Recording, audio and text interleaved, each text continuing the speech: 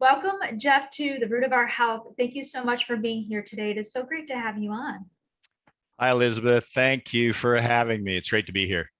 Great. So, Jeff, I'd love to kind of start from the beginning. Obviously, you have many years of experience, but I would love to know your history, your background, and the story of why you got into functional mushrooms.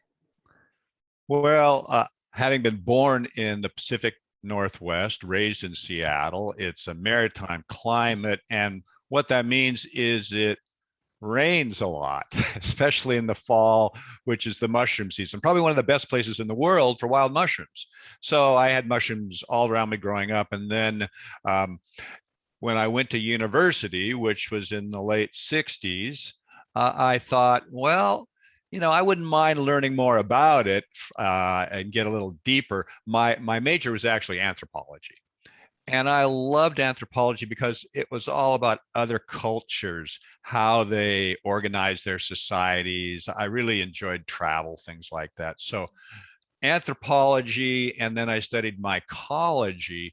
I put the two together and I studied the use of mushrooms for food, for medicine, and in shamanic rites worldwide. And that was just, I really loved that. It was great. But after university, what do you do with a degree in anthropology? Right. There's not a lot of like job openings for it. So I thought, well, it would really be interesting to learn how to grow mushrooms. We only had one mushroom farm, commercial mushroom farm in Washington State. I went down, applied, got a job, which I was really excited about. And I was there for the next 10 years, literally living with mushrooms. Very big farm. Love it. So what have you been doing since then? Well, I was on that farm for 10 years. And then in 1983, I published a book called The Mushroom Cultivator. It was a practical guide to growing mushrooms at home. That book, believe it or not, still sells 5,000 copies a year, and it's 40 years later. Wow. I Must be a know. really good book. I'll put that in the show Yeah. notes too. Yeah. Yeah. It's called The Mushroom Cultivator. And then in in terms of carrying on in mushrooms, during this whole period, the 70s, and even in the 60s when I was studying them, I was really interested in the medicinal aspects of them. And, growing mushrooms for food, Elizabeth, it's like mushrooms do not sleep. Oh, You wow. think about how do they grow? How does this all work, right? Yeah. Well, you know, in North America, they're grown indoors in very big warehouses. It's all climate controlled, and you've got a cropping cycle. So you're putting in, let's just say you're putting in 4 new crops every week, and you're dumping 4 old crops. It's a 90-day cycle. So they're always there needing to be harvested. Every single mushroom you've ever eaten has been harvested by hand. Wow. Can you imagine harvested by hand? I mean, they can even harvest berries these days with a machine, right? Yeah. Yeah.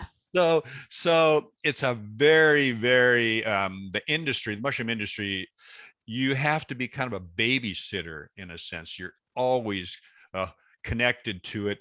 You harvest mushrooms every single day of the year.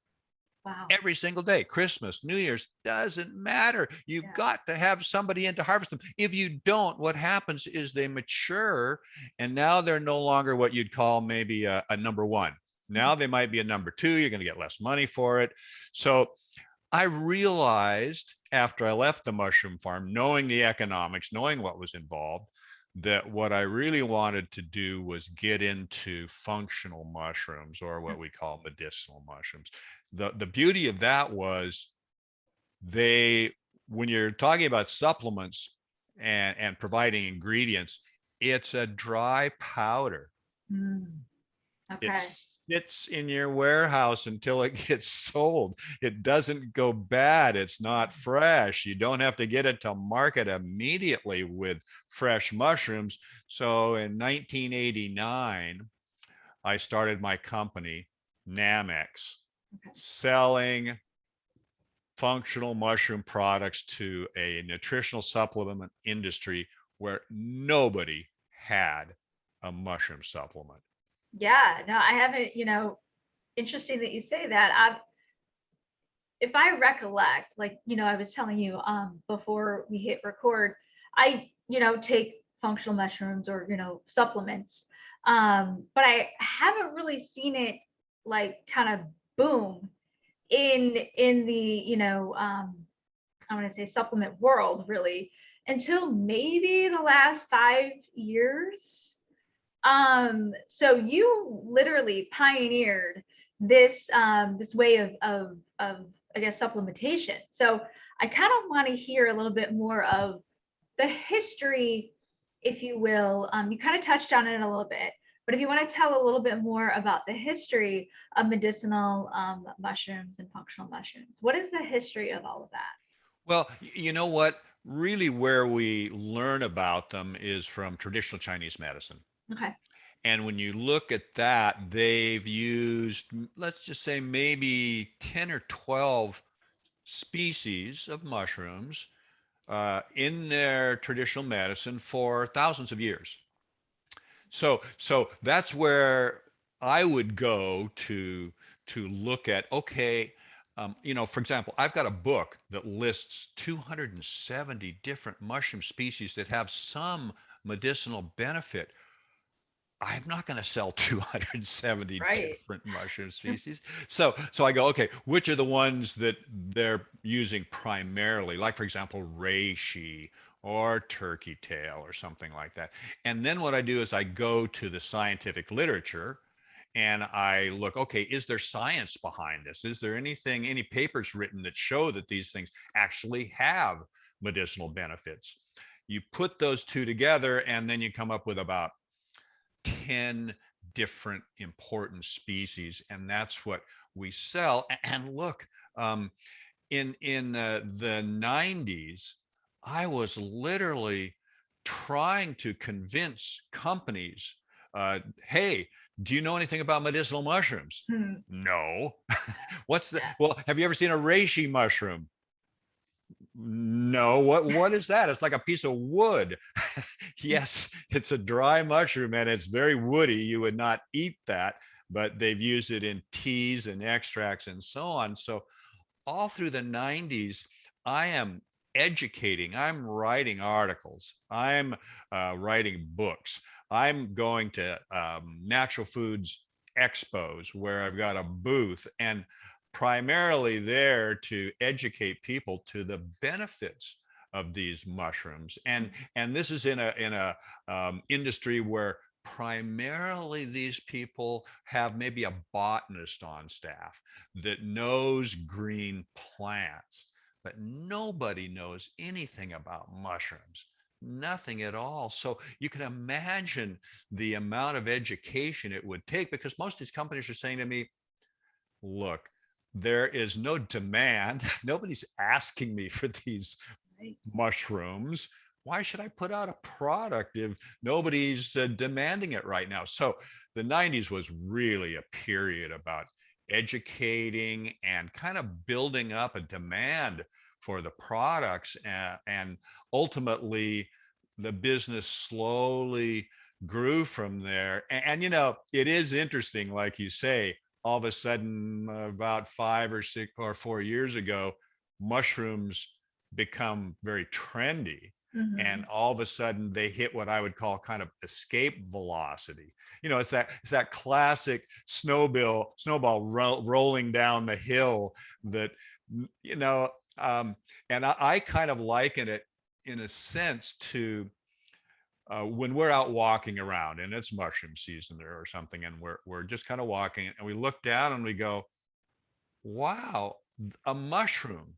Yeah. And you say to yourself, huh, that wasn't here yesterday. Where did it come from? It must have just come up overnight. Yeah. Well, not really. Actually, that mushroom was there for at least a week or more, but it was small and then it was growing and growing and growing until finally it actually reached a size where you noticed it. Mhm. And that's kind of like what's happening in the mushroom supplement space. And the other side of that is look, we've had only one mushroom in our food market for many years, especially when I started at the mushroom farm in 1973. Mhm. Now today we have maybe 6 or 7, 8 different species that we can purchase and and eat. And Yeah. that also has been part of this whole trend, is now having more mushrooms staring us in the face when we're there. Like have you ever eaten shiitake mushrooms? I have. Yes. Yes, I have. Delicious. Yep. Yep. Absolutely. My Mhm. favorite edible mushroom. Yeah. And for me, I'm always telling people, look, the first thing you have to do if you're interested in mushrooms is put them into your diet. They're just a fabulous food. And when I started at the mushroom farm in 1973, the classical nutritionists said mushrooms have a nice flavor, but they have no food value. Really? Well, the reason they said that was because mushrooms are low in calories. Yep. If a food has no calories, it's like, well, what's the point, right? Yeah. Yeah. Well, no, I mean, mushrooms are a real high quality food. And they just hadn't done enough analysis at that point of mushrooms. And it was kind of a, side industry. It's gotten a lot bigger since then, but they're very nutritious. Um, High in B vitamins, B1, 2, and 3, a good level of high quality protein, mostly carbohydrates, but good carbohydrates like mannitol, which is very slow acting. You know how carbohydrates, when we eat a lot of carbohydrates, it's like boom, the starch, up it goes and then down, and it's just like, oh, the glycemic index level on all of that starch is so high. So mushrooms do not have starch. They have these carbohydrates that are slow acting, and also part of that is what's called a beta glucan, Mhm. which is in the mushroom cell wall, and that is what gives mushrooms their immunological activity, which is why they are medicinal. So, first thing I tell the people, put mushrooms in your diet. After that, yeah, certainly supplementation. Yeah, yeah, no, I completely agree. I think that the increase in that knowledge, right, of the different mushrooms and what it can do, I think is definitely it's catching on in a big way. So I kind of want you named off some benefits, but can you also kind of go through like the different types of mushrooms that are out there, and then maybe pair one or two benefits with each type.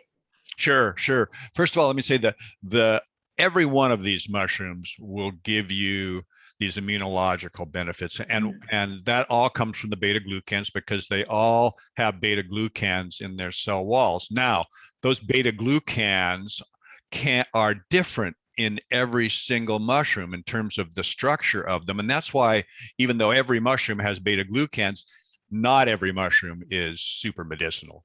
Can So I that's can I interrupt? Sorry, sure. just for my audience, because what is beta glucan? What is Well, like beta glucan essential? is actually a polysaccharide. Okay. So it's a sugar in that sense, but it's a non-starch polysaccharide.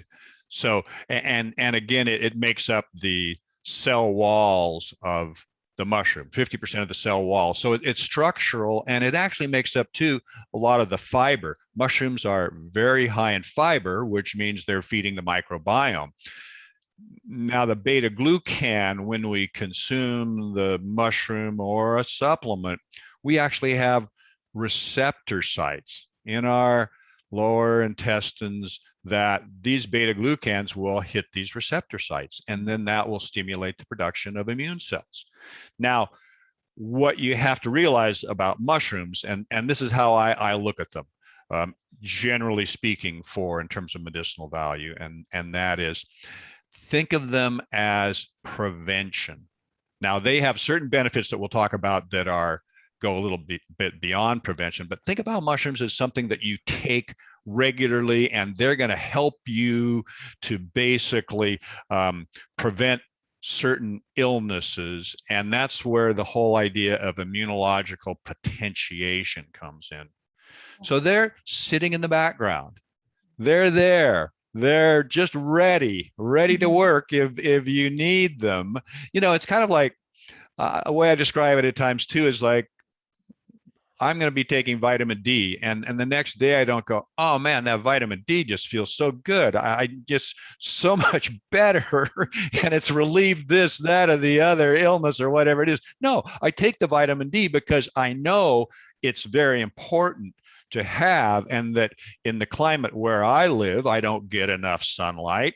And you know, vitamin D, they call it the sun vitamin or the sunlight vitamin, because essentially the UV hits our skin, and cholesterol gets turned into provitamin D. So this is and it's kind of interesting too, Elizabeth, because you know, mushrooms actually have a compound in them called ergosterol, which if you expose a mushroom to UV light, it will turn into vitamin D. So yeah. So you know, it's in a way, it's kind of like sun-dried mushrooms, higher vitamin D. Can get up as high as, let's say, I mean, if you just expose them in the sun for 30 minutes, like gills up, you could get up to 100 IUs of vitamin D just from, you know, 100 grams of mushrooms. So it's really interesting. But getting back to the mushrooms, we have this immunological potentiation. Now, other mushrooms, for example, have you heard at all about lion's mane? Yes. Yeah, everybody's heard of Everybody's heard about. Yes, that's the king right now, so to speak. Yeah. Yeah, it's funny that you would say that, because when you go on the internet, if you look at a lot of sites, there's all these sites that sell chaga, and it's like, chaga is the king of mushrooms. And there's nothing it won't do, you know, kind of like a panacea. Right. And I'm like, oh, help me out here. Please don't say that.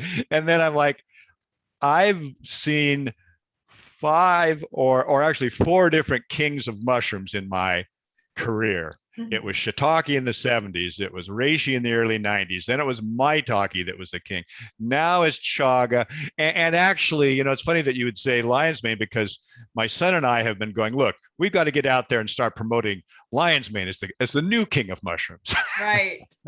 I mean, you know, hey, yeah, it's like, what's the mushroom of this decade, or you know, of this year, or something? Well, like yeah, that. you know, and right now lion's mane has just gone crazy because of the whole nootropic idea. And lion's mane has these compounds that will stimulate what's called nerve growth factor that we manufacture. It stimulates that. A nerve growth factor helps to organize and even stimulate neuron growth. So this is something that they've utilized and show in some research that it helps with memory. They're even trying it out in clinical trials for early onset dementia. Wow. So you know, I mean, most people right now are like, you mean there's something there that might help my memory? Something I think that I doesn't want have it. to do with any drugs or Yes, medicine? exactly. A natural way to natural way? yeah, this is great. So lion's mane is used for that. Reishi, which is probably the mushroom that is most valuable in terms of traditional Chinese medicine, and it has been used not only for immunological potentiation, but also it has bitter compounds in it that are very good for the liver. Mm. And so have you ever tasted a reishi mushroom or a reishi I've, product?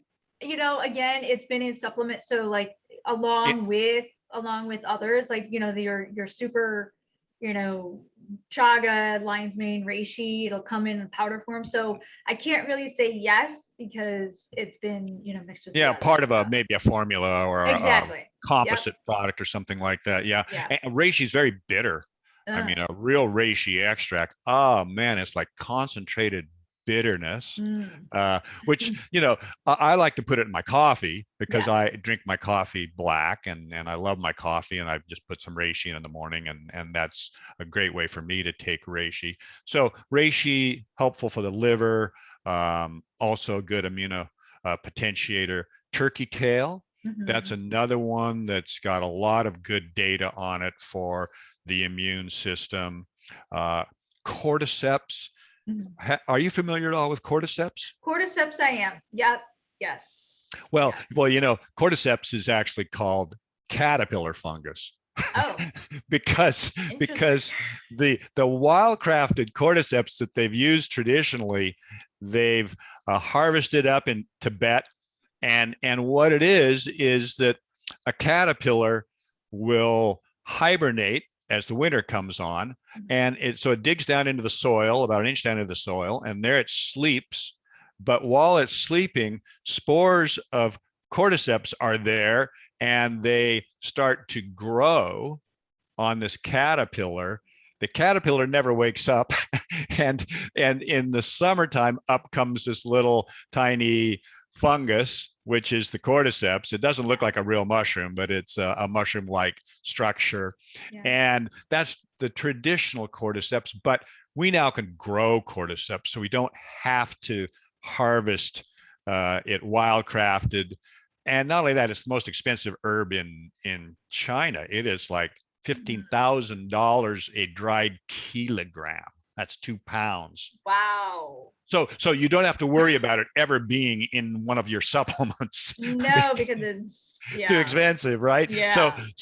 the cordyceps traditionally has been used for fatigue, for weakness, Mhm. especially coming out of a debilitating illness. You just can't get that last mile to become healthy again. That's where they use cordyceps. So what they've done in North America now is a lot of companies that sell athletic products or any formula where they're trying to enhance energy. That's where they're using cordyceps these days.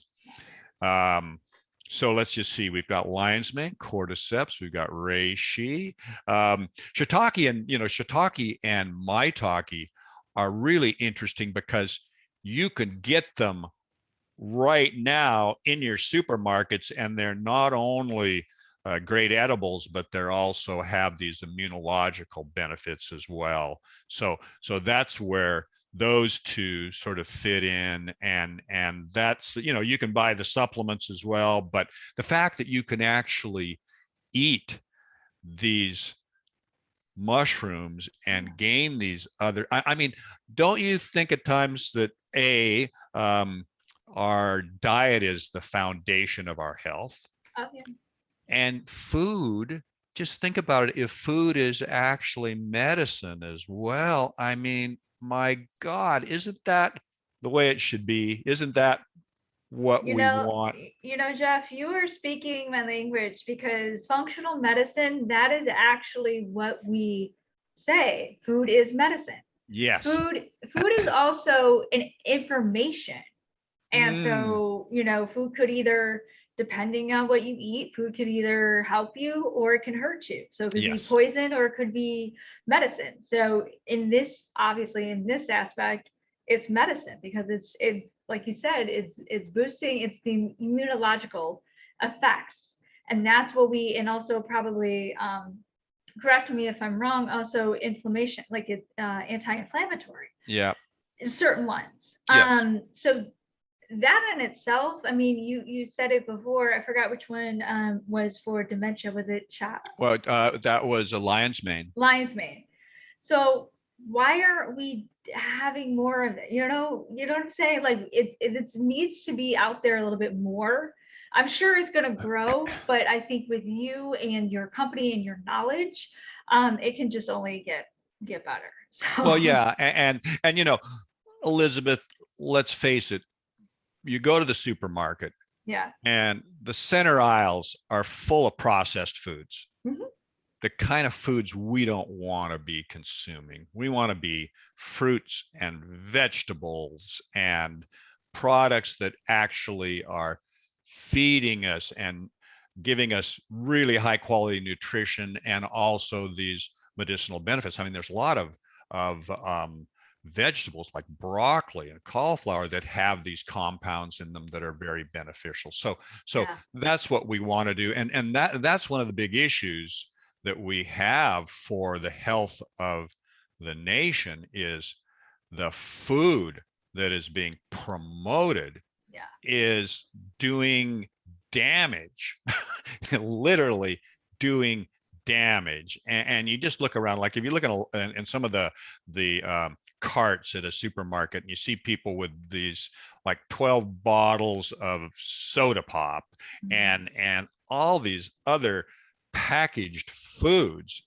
and I just like, God, You what just want are to you? shake them. Oh God, you just, and it's kind of like, why is it? And these are all foods. It's a huge, huge industry. And you know what Yeah. it's like once a big industry gets going. Now they've got all sorts of lobbyists, and they're too big to stop, and they just want to carry on making the profits off these foods, even though they're doing all that damage. Now, one of the things that we talked about earlier too was supplements and Mhm. how to actually choose a supplement, and Yes, and this please. is so important. And let me just start off by explaining a couple things. When you buy a supplement, um, it has to be the proper plant part. In other words, and this is something that on every bottle it should tell you exactly what the plant part is. When you're buying ginseng, you want the root. When you're buying echinacea, it's the flower. When you're buying ginkgo, it's the leaf. So the plant part is very important. Now, when we're talking about a mushroom and this fungal organism that we call a mushroom, well, how do you grow mushrooms? They don't have any seeds. Right. What do we do? Well, okay, mushrooms don't have seeds. They have spores. Those spores are out in nature. They're on the ground. They're in the wood. When conditions are right, those spores will germinate into a very fine filament. When multiple filaments come together, they form a network of fine filaments called mycelium. That's the vegetative body. We normally don't see it, but it's kind of like the root system, or you could almost look at it as the tree that produces an apple.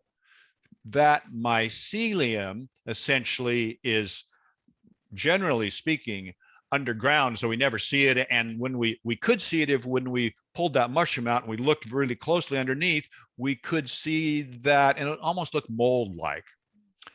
Okay, that's the mycelium. When conditions are right, which here is in the rainy season, because mushrooms need a high humidity to grow. Okay. That's really the key. They need a high humidity. They don't grow in dry conditions. So up comes that mushroom. It takes about 2 to 3 weeks to develop to where the cap expands. Underneath the cap are all these gills. That's where the spores are produced. The cycle is complete. So this organism has 3 plant parts. It has spore, it has mycelium, which is the vegetative body, and then it has the mushroom, which they call the fruiting body. Now, mushrooms are expensive to grow. I told you about the whole thing about harvesting them and by Yeah. hand. now, Yes. now, okay, look, companies can grow mushrooms in North America, put them into the fresh market, and it's all good. They can make a profit. I Right. mean, some people think mushrooms are kind of expensive compared to other vegetables. Maybe they are. I don't know, but again, Certain it's ones. certain ones Yes. exactly like shiitake. Yes. Um, so now, if you're getting, as an example, $5 as a grower for your shiitake, well, that's great. Now, mushrooms are 90% water. Supplements are dry powders. When you dry out that mushroom that you're getting $5 for, now you have to get $50 for that same pound of mushrooms. The economics are very, very difficult. What happens is that companies in the United States actually will grow out that mycelium on sterilized grain. Okay. And are you familiar at all with the product called food product called tempeh? Yes, I eat that. Yes. Okay. Yeah. Do you know what tempeh is? I just know it's fermented. It's a type of fermented soy. So I don't know, Okay. Okay. a lot Yeah. more. Yeah. No, very good. It is. It's fermented soy. Uh-huh. But they ferment that actually with fungal mycelium. So you're Wow. actually eating mycelium. I'm gonna go pick it up again. It's kind of cool, right? Yes. Well, what's going on is that companies out there are growing mycelium from, let's say, reishi or shiitake or maitake. They're growing it on sterilized grain. Now, at the end of the process, which is 30 to 45 days, they will dry that, grind it to a powder, grain and all. And then what happens is they sell that as a mushroom. Now, a mushroom is 100% fungal matter.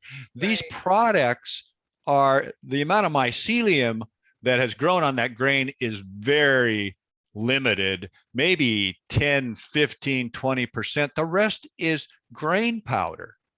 So they're selling a supplement, calling it mushroom, when in fact it's mostly starch from the rice or the oats that they grow it on.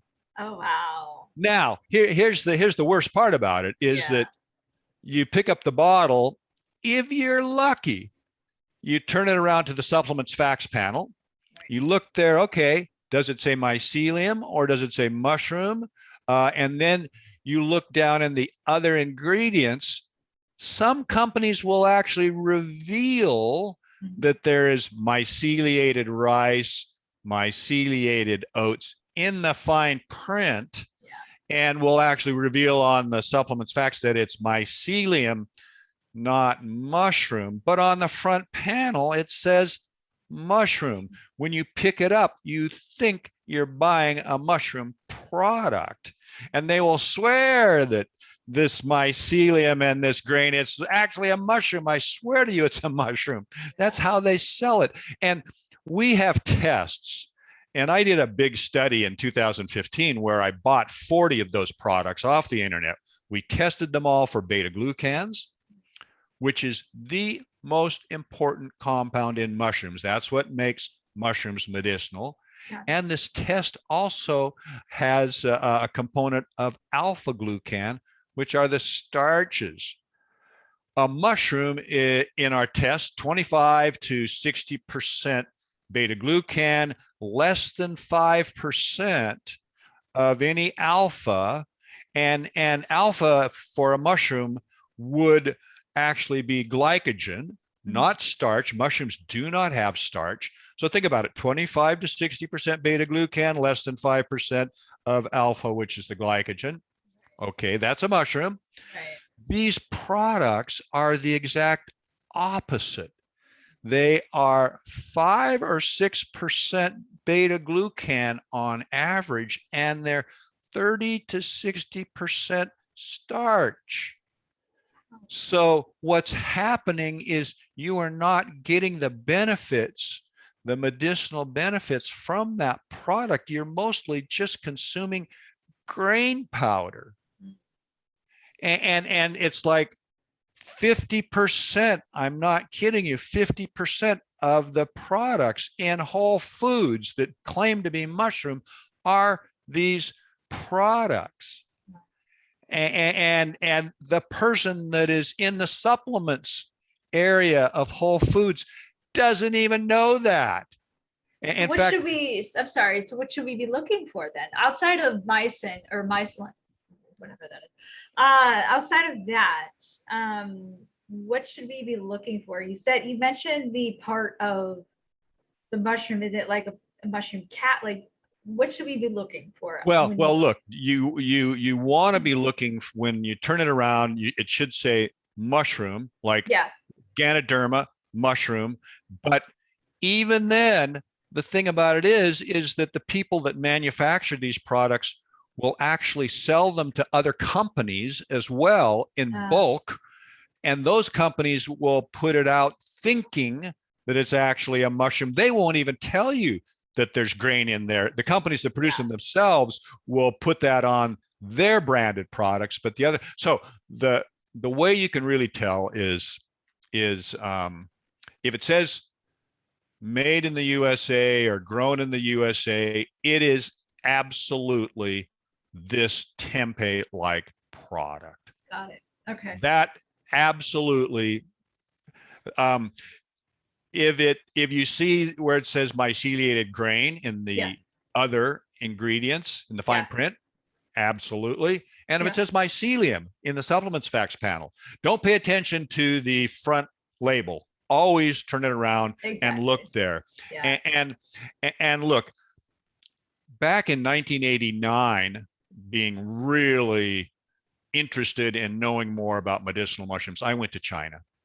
I spent the next 10 years traveling to China, going to conferences, going to mushroom farms, going to processors, going to scientific stations, because I realized I could not grow mushrooms in North America and sell them as supplements. The economics were not there.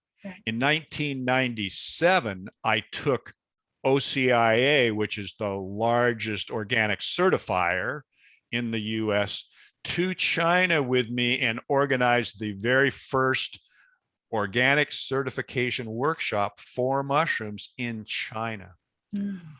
We grow all of our mushrooms in China. We process them there. They're certified organic by European certifiers. We test them extensively before they leave, and after they arrive in North America, they get tested a second time. I understand why people are like, oh, China, I don't want to eat anything from China. Well, nowadays, and but look, let's be clear.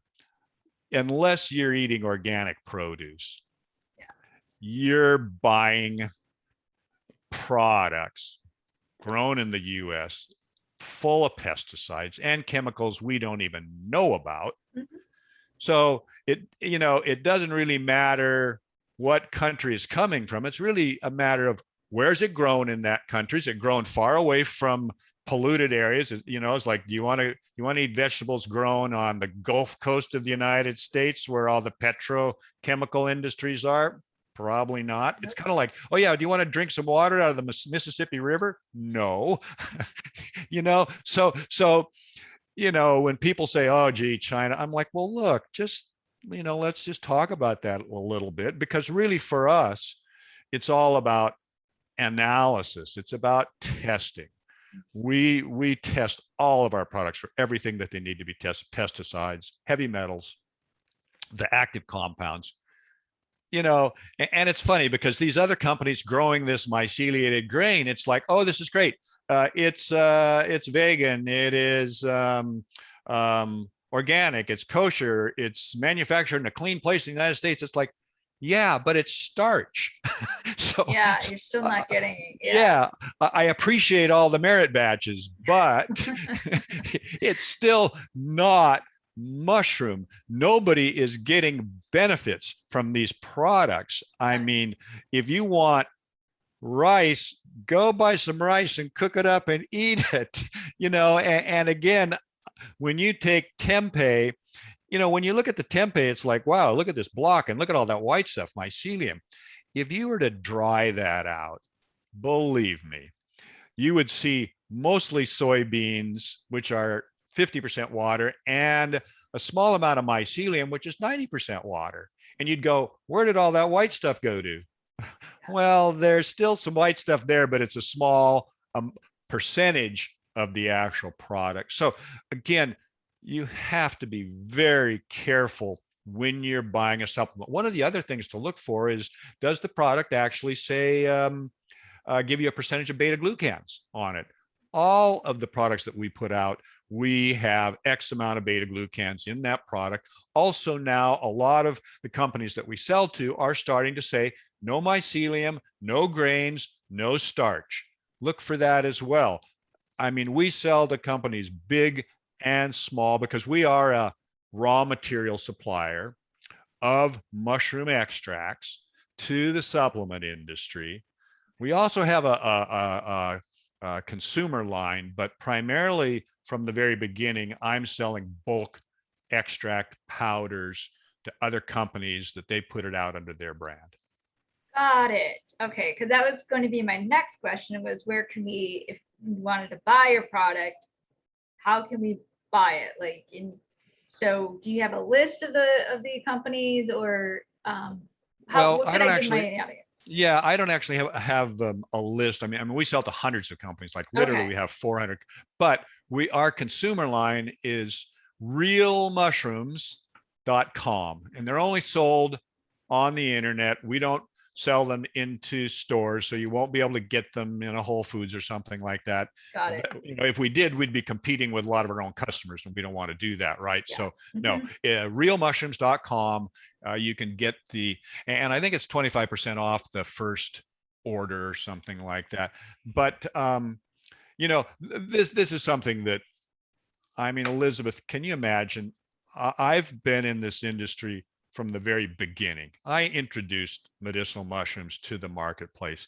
And when I see these other products being sold as mushroom and knowing that people are taking them sometimes because they have a life-threatening illness, and unbeknownst to them, they're just consuming starch with very little fungal matter. And I'm just, you know, I'm so disappointed. And also I just consider it to be so unethical. And look, the supplement market is kind of like that. You have to be so careful.